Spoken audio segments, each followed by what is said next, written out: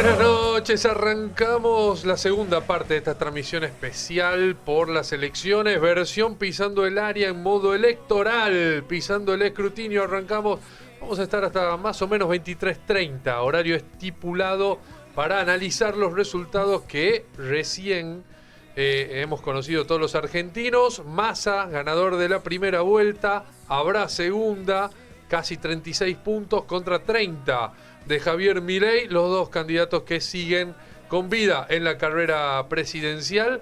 Tenemos desde abajo, recién llegadito de redacción, al amigo, compañero, siempre un gusto compartir mesa con usted, señor Ezequiel El Pollo Beldiza. ¿Cómo le va? Muy buenas noches, Gabriel, un gusto estar acá nuevamente, ¿no? En una versión electoral de Pisando el Área o Pisando el Escrutinio. En este caso es así, Pisando el Escrutinio, que se hizo un clásico en las provinciales, que ha sido de nuevo ejecutado en las PASO y que ahora tiene su segunda, pero no última versión. No, hay una más. Todo hace pensar que no vamos a ver el 19 de noviembre. 19 de noviembre. Salvo que nos pase algo grave, un ACV, un infarto. Yo no estoy tan lejos.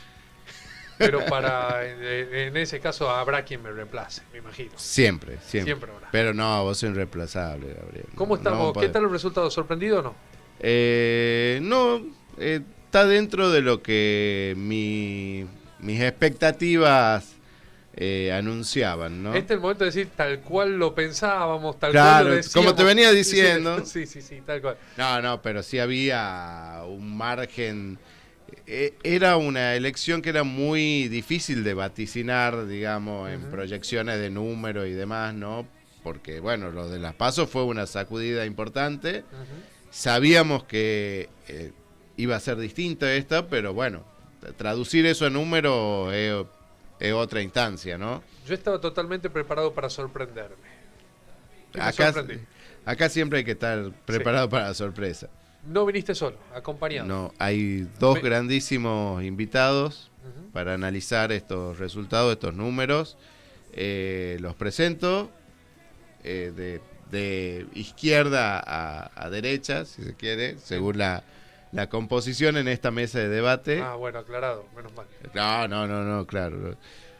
De izquierda a derecha, geográficamente ubicado en la mesa. Bien. ¿No?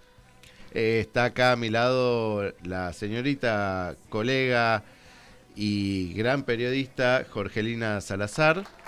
Bienvenida, Jorgelina. ¿Qué tal? ¿Cómo les va? Muy buenas noches. El placer de compartir este espacio, este especial, ¿no? De Pisando el Escrutinio, bueno, analizando todo lo que deja esta jornada que, como vos bien lo mencionabas, Pollo, en esta apertura, la verdad que dejaba algunos márgenes de sorpresa abiertos, algunos interrogantes, quizás por los resultados que vimos en las elecciones primarias, donde el manifiesto del público se dio a conocer en las urnas.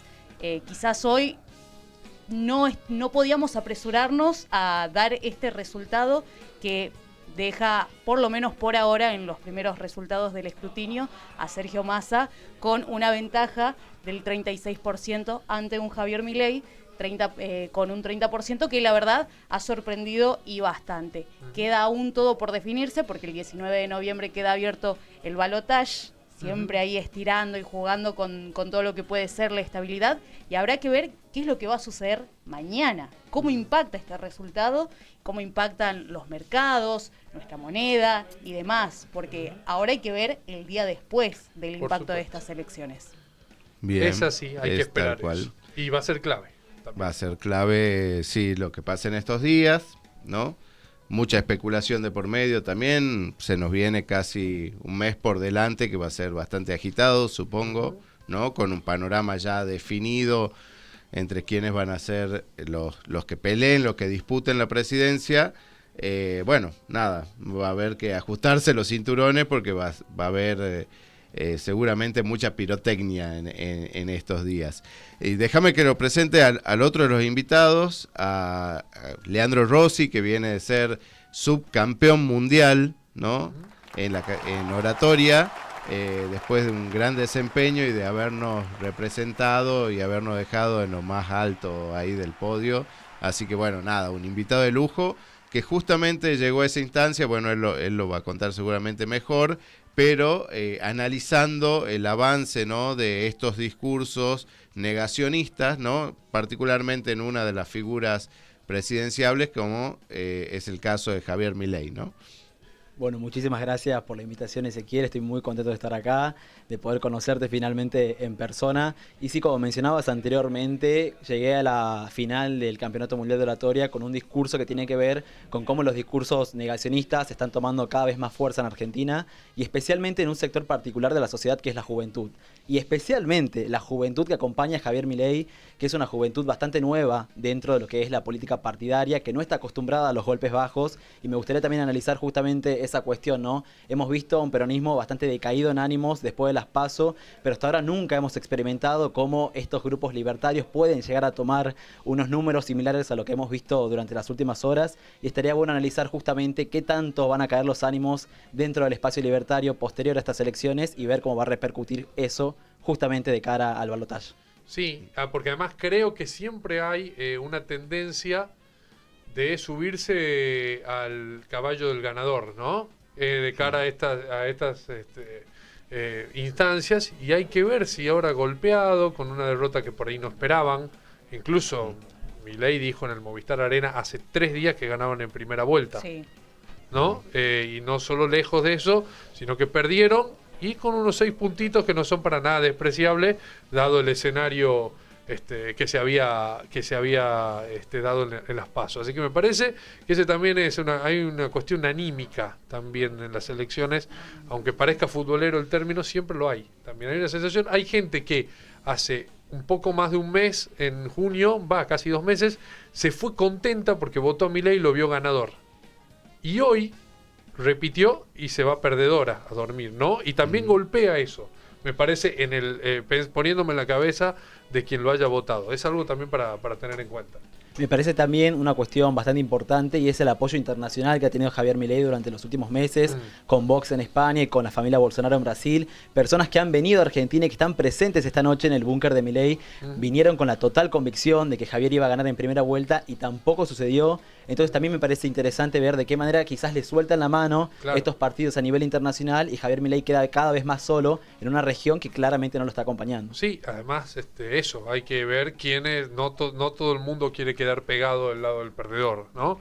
Entonces todo eso también influye con un Milei que, creo yo, ebrio de poder, había llamado a una corrida bancaria hace 2 semanas. Había llamado a la gente a sacar el dinero de los bancos, que no es otra cosa que meterse contra el poder económico de toda la Argentina, digamos, básicamente. Y aparte lo perverso quizás en cierto punto de los movimientos sensacionalistas, por la vorágine y por todo lo que se estaba viviendo en el día a día y por la incertidumbre que generó en los mercados justamente el resultado de las PASO al proclamar a un Milei en primera vuelta con un margen de diferencia interesante, que si bien era del 3%, lo posicionaba, y lo que era la sorpresa es que a nivel país era una nueva alianza que surgía y que no tenía, justamente, valga la redundancia, alianzas con demás sectores políticos dentro de todo el resto de la Argentina. Por eso la sorpresa, por eso el surgimiento y el hecho de que también una gran mayoría en las PASO se manifestó,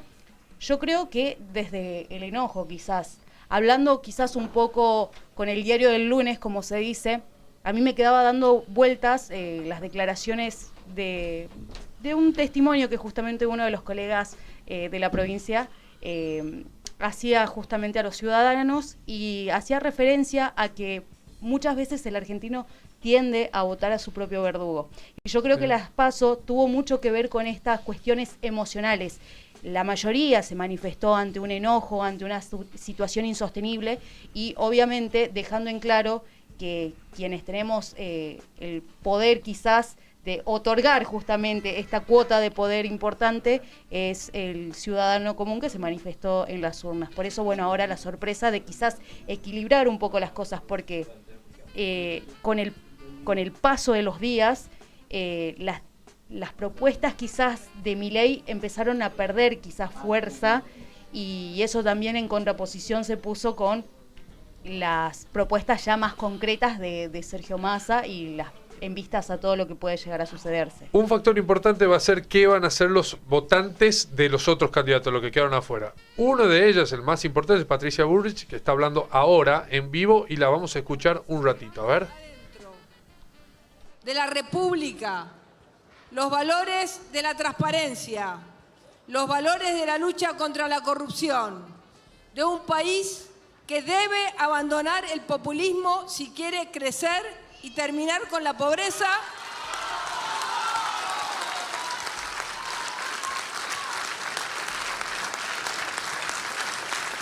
Son los valores que llevamos adentro. Quizás esos valores hoy han quedado dormidos, pero nosotros los vamos a despertar todos y cada uno de los días de nuestra lucha para una Argentina productiva y sin pobreza.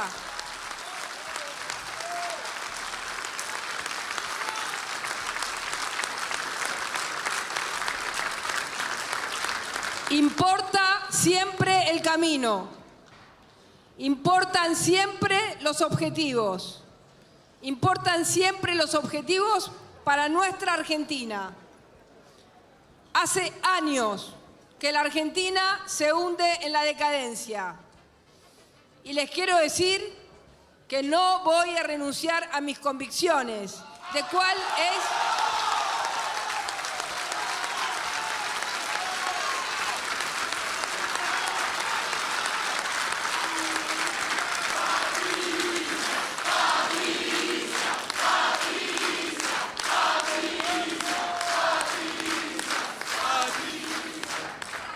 hemos tenido buenos y malos momentos, pero jamás vamos a dejar de ser lo que somos para la Argentina.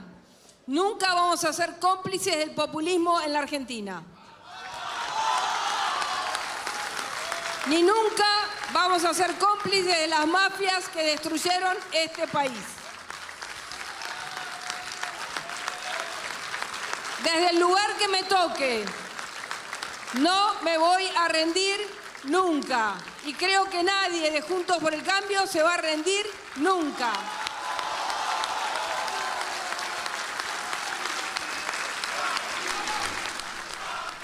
Bueno, ahí pasaba Patricia Bullrich. No voy a ser cómplice del populismo, es el lugar fuerte, hay que acabar con el populismo para salir de la pobreza. Una de las frases de Patricia Bullrich, que en realidad su espacio ha perdido 5 puntos desde las elecciones primarias, y me parece que Juntos por el Cambio al menos se ve difícil que remonte. Hay que ver qué va a ser el radicalismo, eso va a ser clave también de cara al balotaje. Hasta ahora formaba parte de una coalición ganadora, ahora ya es tercera fuerza.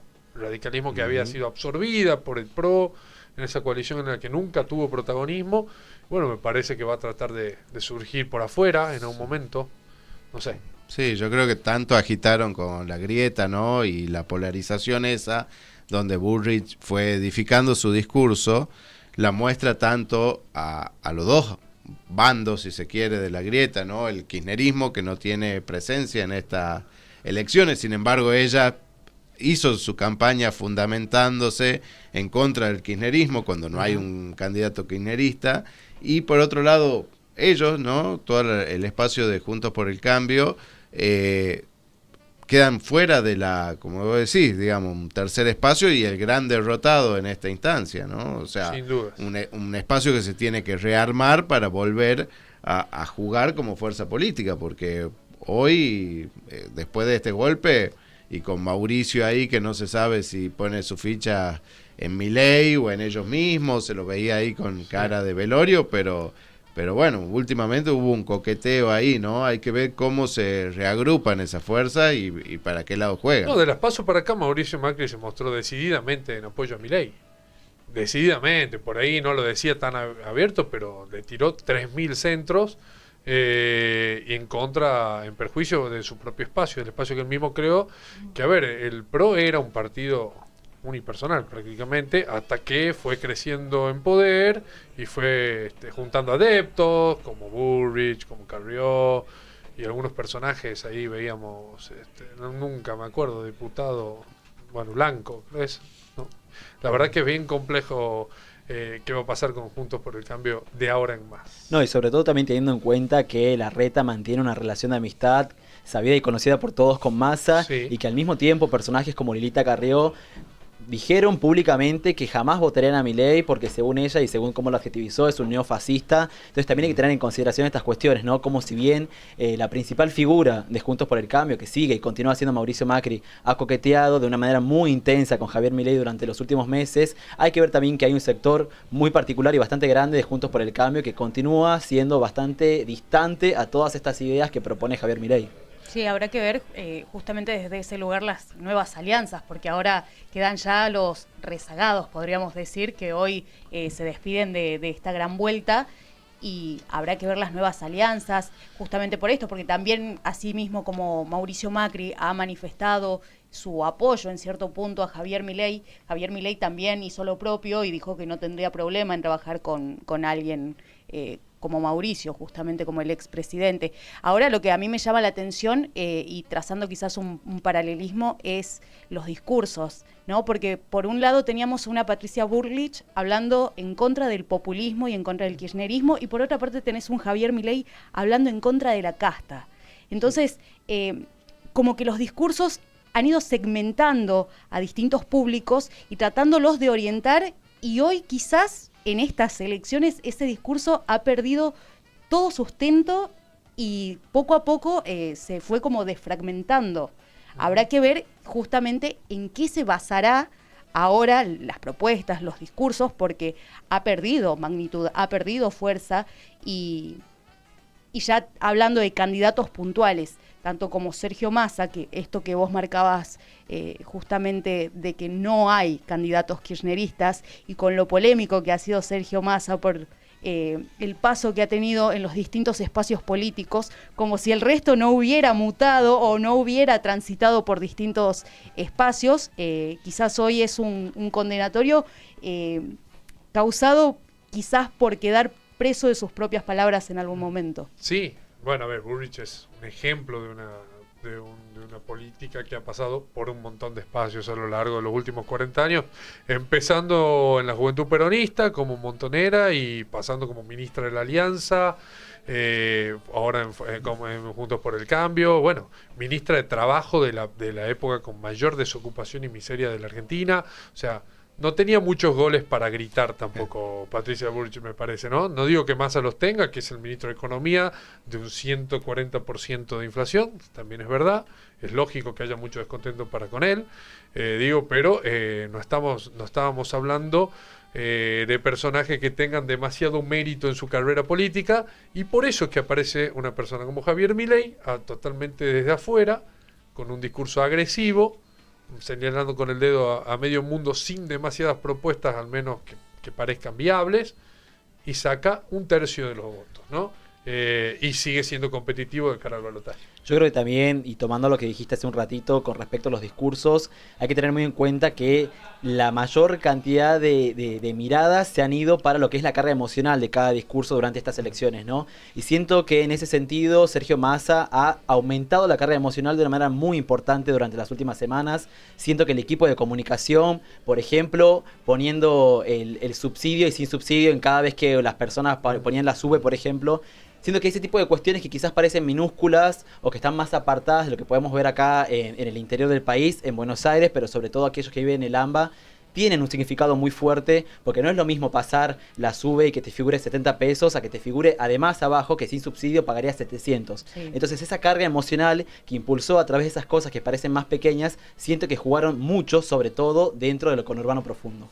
Sí, probablemente. Y hay dos cosas de cara al balotaje que van a ser claves para mí. Una, la participación. Ha participado el 75% del electorado. Yo no sé si para el balotaje no va a disminuir. Hay que pensar en un porcentaje alto de los votantes, que son el 33%, que no los ha elegido a ninguno de los dos y que se va a ver obligado a elegir a uno. Y que probablemente no le interese. Y que probablemente prefiera no votar. O prefiera votar en blanco, prefiera no participar. Hay que tener en cuenta eso, ¿sí? Sí. Que no se siente representado por ninguno de los dos. En ese caso, los porcentajes que hoy tenemos se acercan más al 50% que se necesita para ganar, ¿sí?, las elecciones en un balotaje. Si votan menos gente, en términos nominales, sosteniendo la misma cantidad de votos, ambos están más cerca del 50%, ¿no? De ahí hay que ver cuánto más suman de los que sí vayan a votar de ese electorado que ahora no los ha elegido.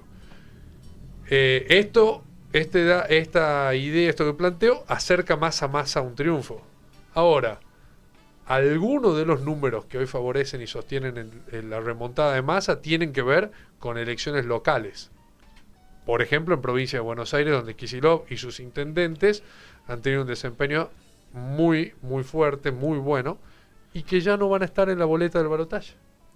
Y que no van a jugar de manera directa. Y que entonces Massa tiene la obligación de salir a fidelizar de alguna manera de acá hasta el 19 de noviembre y decirle: no me dejen ahora, no me abandonen y acompañen. Me parece que va por ahí también, ¿no? Claramente, yo creo que por ahí lo que yo veo que le juega a favor a Massa también tiene que ver con que ahora es el terreno de la política, ¿no? O sea,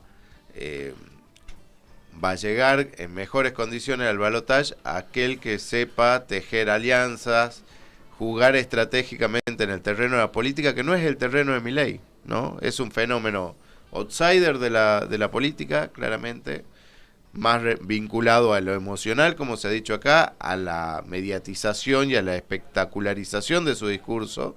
La llegada de hoy de Milei a votar fue todo un significante, ¿no? O sea, casi prácticamente una carroza en la que le tiraban flores y un tumulto. O sea, ese shock, ese impacto ya perdió fuerza, ¿no? Por la derrota de las elecciones de hoy, pero también porque ahora tienen que empezar a tejer alianzas.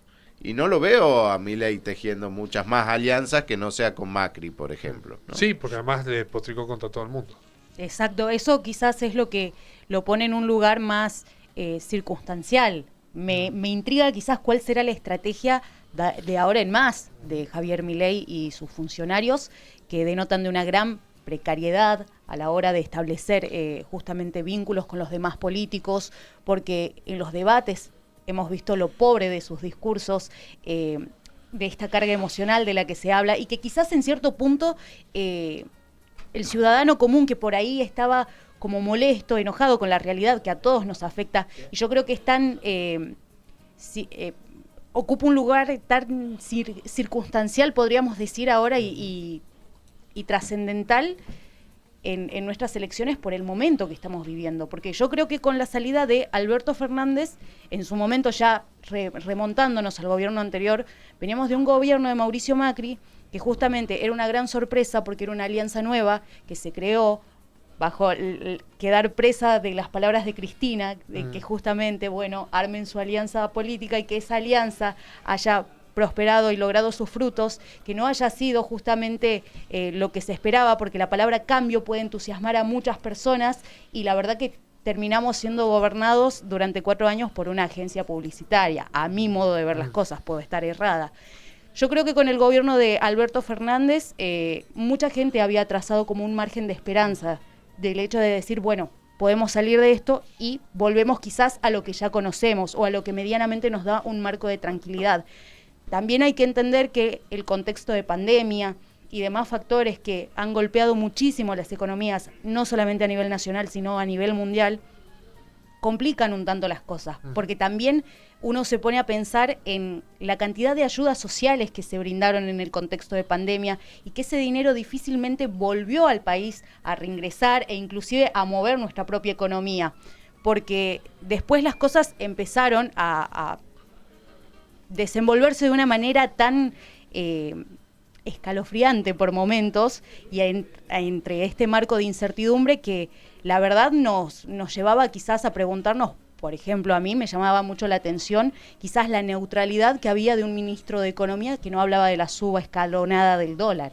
y de repente, de un día al otro, cuando pensábamos que la fórmula más interesante que iba a presentar el peronismo era Guado de Pedro junto a Juan Mansur, y de repente nos anoticiamos que justamente iba a cambiar toda la fórmula con un Sergio Massa y un Agustín Rossi, nos lleva a trazar todos estos paralelismos que justamente vuelven a poner en foco y en tela de juicio a Sergio Massa, que ha mutado y ha pasado por los distintos espacios, y aparte quedando como gran responsable. El día después de las elecciones de las PASO, yo creo que la mayoría justamente apuntaba en contra de Sergio Massa por la suba escalonada del dólar. Y esto tenía que ver con el marco de incertidumbre que a nivel mundial generaba en los mercados centrales, en los bancos centrales, mejor dicho, que Javier Milei haya salido justamente como el candidato fuerte. Ante un candidato desconocido, obviamente que nadie va a querer invertir fuertemente o apostar en una moneda estable